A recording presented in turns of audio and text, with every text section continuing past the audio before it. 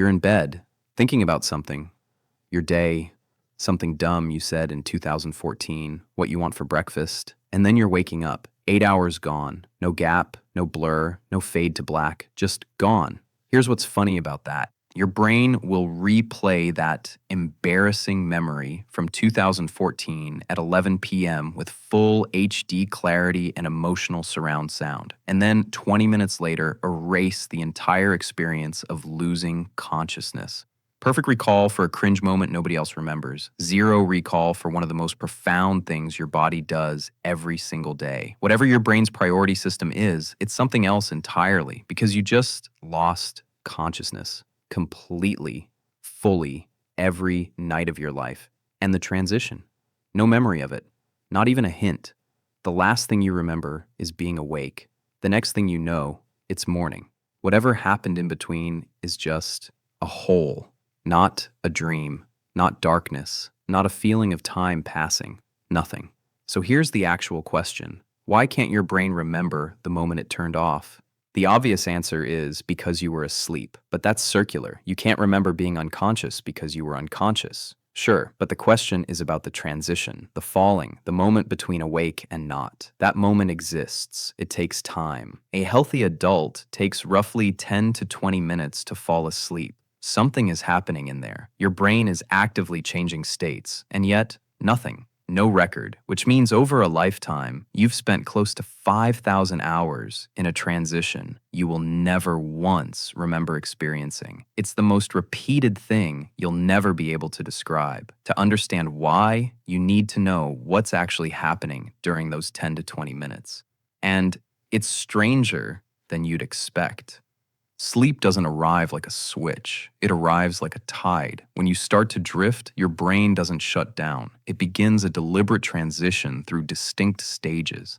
The first is called N1, the threshold between wakefulness and sleep. Your brain waves slow from fast, busy frequencies into rolling patterns called theta waves. Muscles relax, eye movements slow, body temperature drops slightly. And here's the part that matters. Your brain starts actively reducing its own responsiveness to the outside world. It's not just that you're less aware, your brain is choosing to process less and filtering out sound, touch, light before any of it can register as conscious experience. This isn't a passive shutdown, it's a controlled demolition. There's a protocol. Steps are being followed, and you have absolutely no idea it's happening.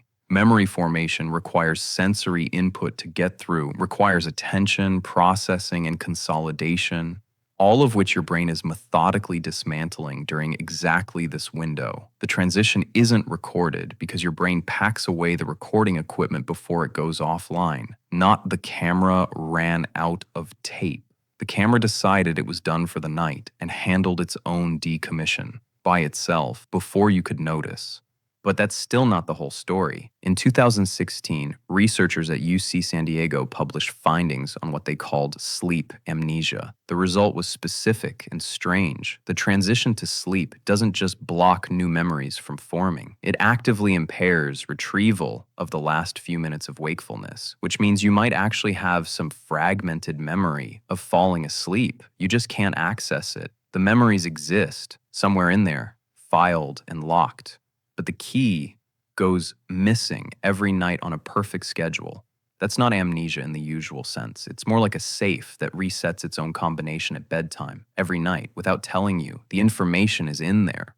You're just permanently locked out of it, which is somehow worse than if it were never recorded at all. The mechanism is the same reason you can't remember your dreams for an hour after waking. The hippocampus, the brain's memory consolidation hub, is one of the first regions to go offline during the transition. And when it goes offline, it doesn't just stop recording, it stops retrieving, like a librarian who locks the door and goes home mid-sentence.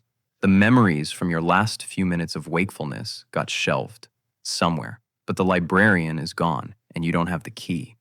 There's something else happening that most people have felt without knowing what it is. You're almost asleep, thoughts getting loose and strange, half-formed images, sentences that almost make sense, and then a jolt. Your leg kicks, your whole body lurches. Wide awake, heart slightly up for absolutely no reason. That's a hypnic jerk. Scientists aren't entirely sure why it happens, which is worth sitting with because this is a reflex that occurs in roughly 70% of humans every night, and it's still technically in the best guess category, one of the most common human experiences in existence, and we don't have a locked explanation for it.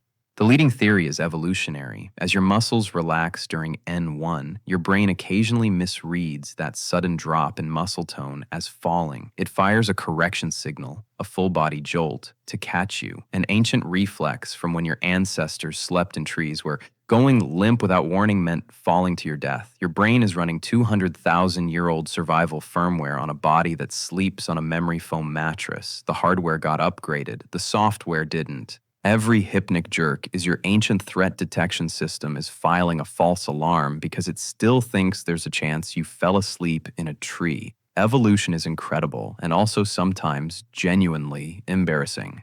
This reflex fires during the transition, the exact window you can't remember, which makes the hypnic jerk one of the only pieces of evidence you ever get that the transition happened at all. It's a glitch in the amnesia, an accidental receipt, proof that the process was underway, a timestamp from something that otherwise leaves no trace. Without it, you'd have zero evidence that the transition even occurred, and it only happens because your brain thought you were falling out of a tree. Then you fall back. The amnesia closes over it. Gone. Here's the last piece, and it's the one that makes all of this genuinely strange. The brain regions responsible for conscious self-awareness, the prefrontal cortex, the parts that build the ongoing story of you, are among the first to go quiet as you enter sleep. Which means the thing that would notice the transition is exactly the thing that stops working before the transition completes. Not the last thing to go, the first. The part of you that narrates your existence, the part that says, I'm here, I'm aware, this is happening, clocks out before anything else does. Self-awareness doesn't get to witness its own suspension by design every time. Your awareness doesn't fade like a candle burning down. It gets turned off at the source before it can watch itself go. Philosopher Derek Parfit argued that what we call self is less like a continuous river and more like a series of connected pools. Each sleep is a break in the river. The pools connect through memory, habit, the body that carries it all. But the continuous thread of experience snaps every night and gets retied every morning. You are, right now, a version of yourself that the version from last night will never directly remember becoming. There was a handoff. It happened in the dark. You weren't there for it. This version, the one reading this, just picked up the thread and kept going, completely confident it's the same thread. It probably is, but probably and definitely are not the same thing. Most of us don't notice any of this because the retying is seamless. You wake up still you, same memories, same face, same things to be anxious about. The gap is invisible, but the gap is real, and your brain works very hard every single morning to make sure you never feel it. You've done this tens of thousands of times. You'll do it again tonight, and you won't feel it coming. You never do. And somehow, that's the whole point.